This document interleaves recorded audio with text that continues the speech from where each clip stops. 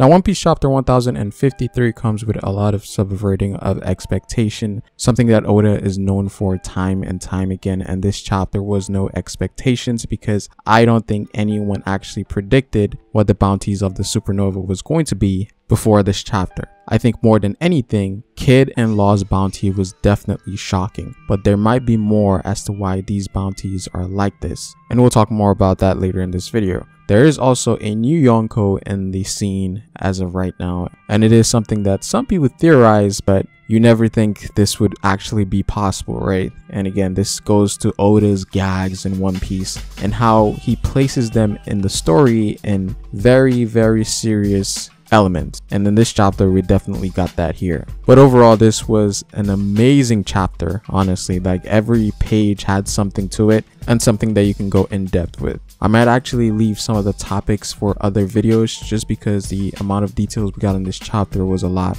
and hints towards a lot of things for the future of the One Piece world.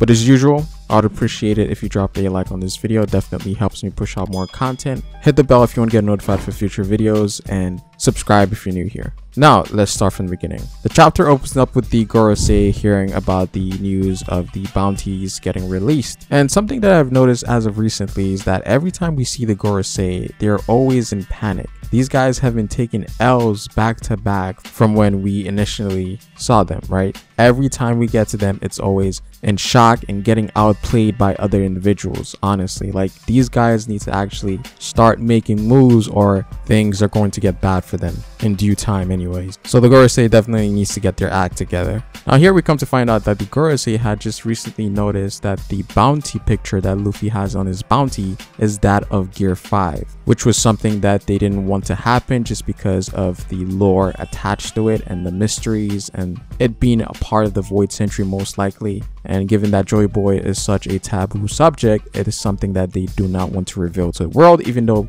you need to be knowledgeable about these things before you can sort of understand what's actually happening. So even though most people don't realize what that picture actually means, it definitely raises a question as to what Luffy is, because in this form, you know, Luffy looks a lot different. So a lot of people are going to question what this actually is, and people who are knowledgeable about this might be attracted to actually go see Luffy, because again, these people might have knowledge as to who Nika is or information from 800 years ago. So this is very interesting because I think this might set a lot of individuals on Luffy, individuals who are privy to the knowledge of who Nika was or have some information about him. I also do find it interesting that they tried to remove the D from Luffy's name as well, which is kind of stupid because that's been on there for the entire time, and people are definitely going to notice by looking at Luffy's previous bounties, and they would sort of make a comparison to those two bounties and realize that they removed the D from Luffy's name. So I don't know what the world government was actually thinking here. For the most part, that's not going to change anything because again, Luffy's D title has always been on his bounty.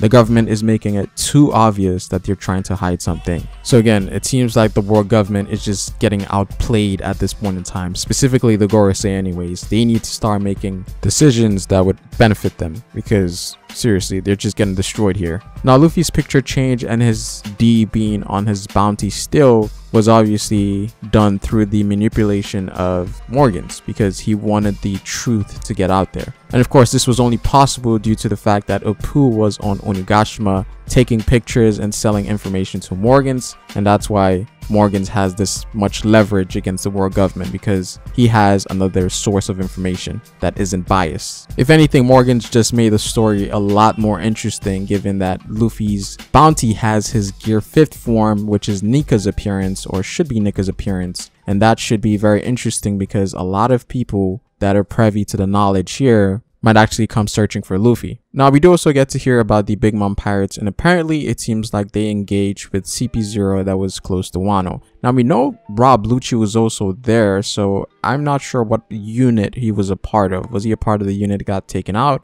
We're not sure. At least we know that the Big Mom Pirates are actually doing something and are active, and it seems like they're not allowing anyone come into the country based on this chapter here. But again, we haven't seen these guys in a long time, but it seems like they are doing something. But again, this was days ago, so we don't know what they're currently doing at this point in time. Now, we do know that they have Big Mom's Viver card, so they would know if she's alive or dead. More likely still alive just because of the role she's going to play in the series moving forward, Elbaf, all of that stuff. But she might be very close to death, so her Viver card is probably burning up. I wouldn't actually be surprised if they've actually rescued her, because again, since they have their Viver card, it points them towards where she is. But I'm not sure how they're going to get her from like that magma chamber under Wano. So again, there's still a few questions to be said. You know, is Big Mom and Kaido still alive? You know, more than likely, but what are they doing as of right now? It's been 7 days. Now, we do also get the reveal of the bounties of the supernova after the chain of events of them beating Big Mom and Kaido, and man, it is surprising. Now, I was kind of on point when it comes to Kid's bounty, because I did say Kid's bounty was going to be 2.8 bill,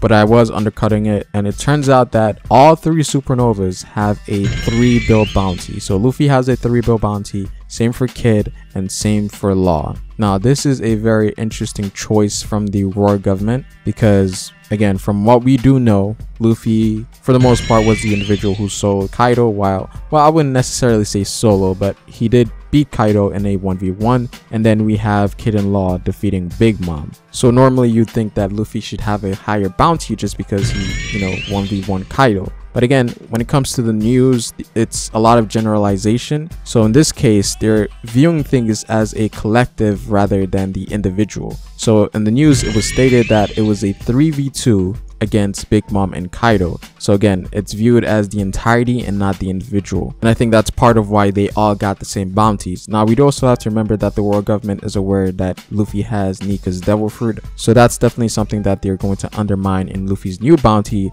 as to not raise awareness as to why Luffy's bounty is higher than the others, as that might give some individuals an inkling as to something being special about Luffy. And so they're having the bounties on the same scale as to not give spotlight to Luffy. And so when you think about it like this, it makes a lot of sense actually. So in reality, Luffy's bounty should be around the 3.5 bill mark or 4 bill. So if anything, the world government made things vague for the public, because now it would seem that each supernova is just as interesting as the other. So definitely some manipulation was done on the world government side of things. However, we do know Morgan's definitely manipulated things into Luffy's favor as well. But the bounty numbers come strictly from the world government. But when it comes to Kid and Law having this bounty, I think a lot of people are going to say that they don't deserve it. I think 100% that they deserve it, because again, without Kid, all of this would have failed. Without Law, all of this would have failed. And if without Luffy, all of this would have failed. So each of them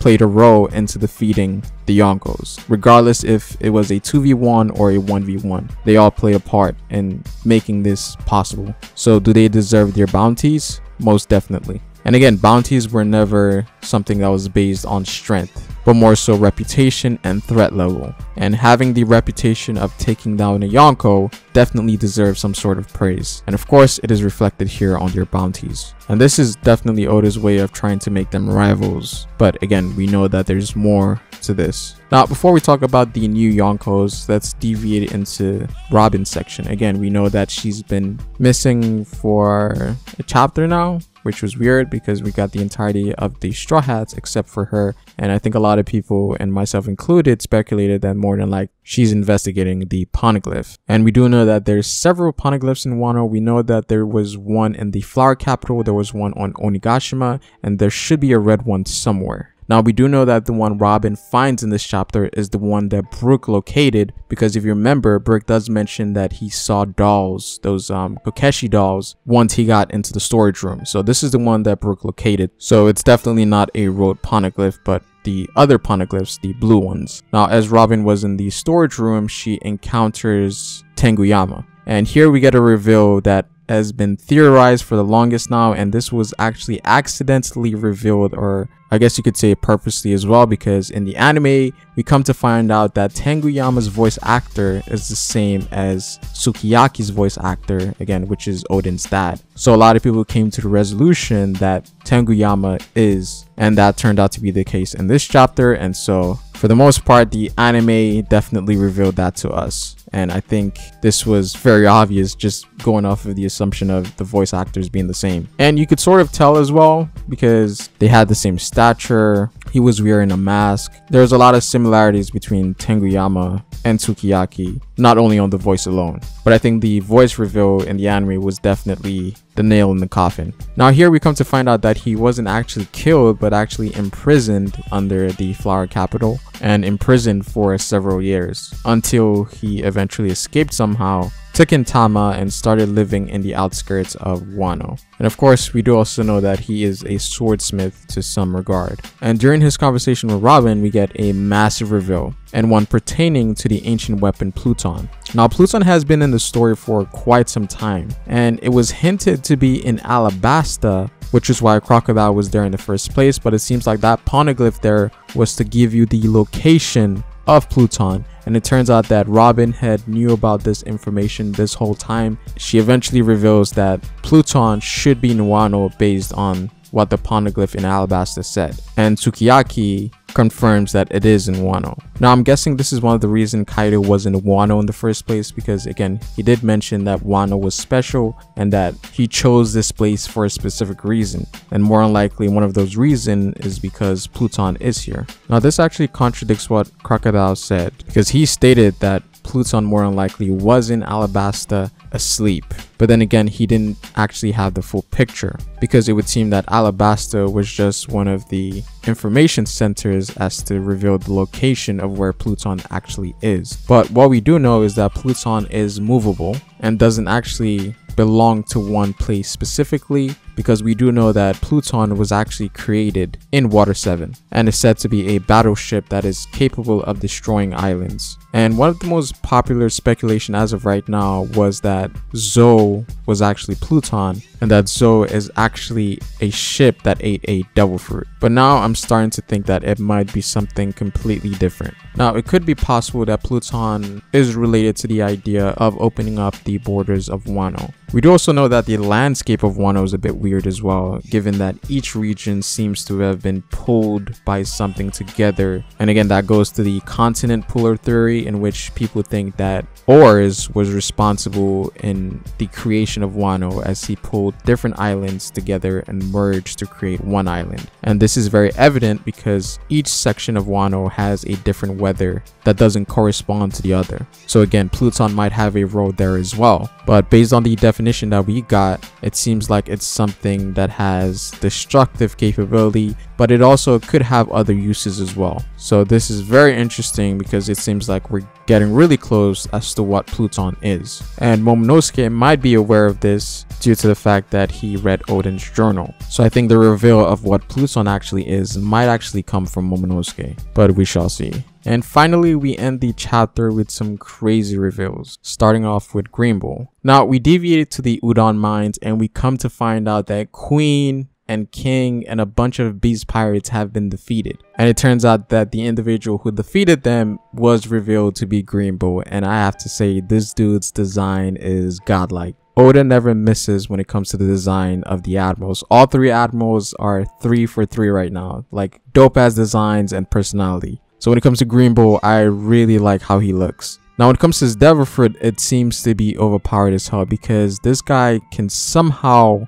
manipulate plants on a wide scale. Because here we get to see that the entirety of the Udon area is filled with plants and has essentially become a forest. So we're definitely looking at a overpowered Paramecia or a mythical Zoan. Now I'm leaning more on the mythical Zoan, because that's something that Oda has highlighted with Luffy and with Kaido, and it seems to be the popular thing as of right now. So I think more than likely he's a mythical Zoan, some sort of tree ant or something. Now for the most part, I kind of guessed what his personality would be like, because the admirals are based on animals and his animal is that of a bull, so you can tell that he has a stubborn personality. And we actually get to see that in this chapter, in which he's essentially disobeying orders from the fleet admiral, which is very interesting because he seems to like how Akainu does things in extreme ways. So he's someone that is somewhat extreme like Akainu, at least Akainu back in those days. I'm not sure if Akainu is the same anymore, but he seems to follow Akainu's way of doing things, where he goes overboard, and that's what he's essentially doing right now in Wano, because he's essentially come here to capture Luffy. So he's definitely coming for a fight. Now, something interesting that I noticed about his design is that he also has a black blade, and I'm not sure if that's the black blade or the sheath of his sword, but based on the shading of the black that we see here, it's very similar to how black blades are drawn, or I guess blades infused with haki. So if Greenbull has a black blade, I'm not gonna lie, that's gonna be insane, because he would essentially be one of the few characters in the series to have a black blade, and black blades are, in a sense, crazy mastery of ornament haki, and more than likely conquerors. But again, I don't know if that's the sheath of the sword or the sword coming out itself, but that's a very unusual way to draw a sheath. But I think we have to see more of him before we actually confirm that. But in this panel, it does look like a black blade, not gonna lie. Now, something interesting to note is that he was capable of taking down 2 commanders at essentially low difficulty.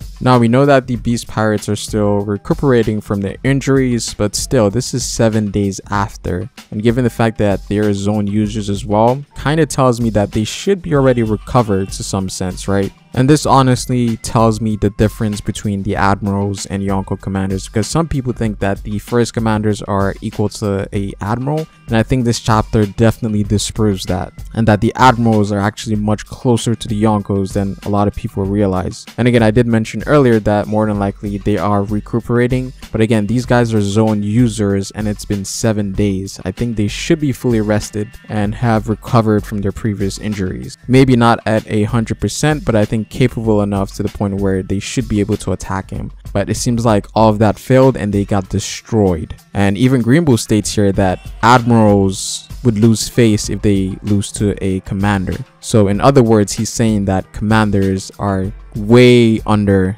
the admirals. And he also states few commanders. He's talking about the commanders in numbers, so he's talking about multiple commanders cannot beat an admiral. And I think for the most part we saw that with Akainu in Marineford, where he was essentially fighting against 14 commanders of Whitebeard's crew and they couldn't do anything to him. So I think that statement actually holds up pretty well. So again, Greenbull seems to be a very, very powerful character. And again, all the admirals are, but Greenbull definitely has a different approach to things than the usual. He seems to be a follower of Akainu in some sense. Again, which makes things a lot more interesting, because I think anytime Akainu is on screen, there's a lot of tension. And if Greenbull is following that same scheme, then that makes things a lot more interesting, especially given that he's looking for Luffy at this point in time. Again, as you guys know, the admirals are my favorite group in the entirety of One Piece, and I'm definitely excited to see more Greenbull here. Now, at the end of the chapter, we get the reveals of the new Yonko, and one of them is really surprising. Now, of course, we have Blackbeard, Blackbeard still being a Yonko. I'm really interested to know if his bounty has increased, because we know that Blackbeard was on the move before we got into Wano, or in the beginning stages of Wano. So I think more than likely Blackbeard may have done something and more than likely got an increase in his bounty as well.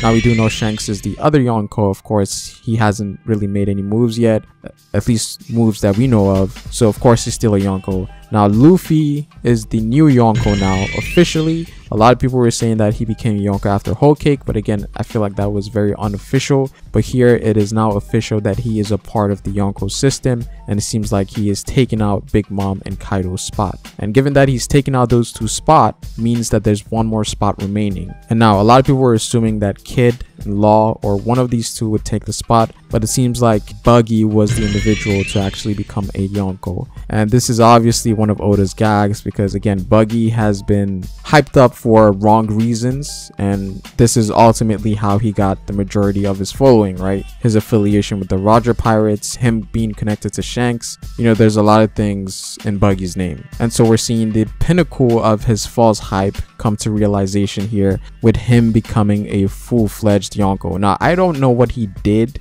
in the outside world while we were in Wano, but it seems like he got more false hype and essentially became a Yonko for some reason. I'm definitely interested to know what he actually did, because with his reputation before, I don't think that was possible. He must have done something in order for him to become the next Yonko. Now again, I don't know what to think about it, but it definitely falls in line with what Oda would do, right? Oda has a tendency of placing gags in very serious elements in the story, and it seems like the Yonko title was no exception either. So Buggy becoming a Yonko was something that a lot of people thought was a possibility, but didn't actually think Oda would do it, right? And again, I did speculate about this in 2017 about Buggy becoming a Yonko through false hype, and again, it seems like that actually happened in the story. So definitely an interesting chain of events. Buggy becoming a Yonko, who'd have thought, right? And I must say his bounty poster looks pretty fire too. But that is pretty much it for this chapter. Again, this is the last chapter before Oda goes on break for 4 weeks, and I believe he returns on the 27th of July. No, it's actually the 25th of July, so that's quite some time from now, but I think Oda definitely deserves his break. He should take as much time as he needs to plan the next saga, the final saga of the story, because there's going to be a lot of things that he has to sort out. So Oda taking a break here definitely helps the story even more. But during these 4 weeks, I will definitely be pushing out more content for you guys. And again, always drop a like to support the content, because it definitely helps me push out more videos. And in general, this chapter definitely gives us a lot to speculate about. So we do have a lot of content to actually make a lot of discussions around. But that is pretty much it for this video, guys. I'd appreciate it if you dropped a like on this video. Comment down below what you guys think. Subscribe to the channel if you haven't already. Hit the bell if you want to get notified for future content. You can follow me on Twitter at Ferrospace, but it is Ferro, and I will see you folks later. Peace.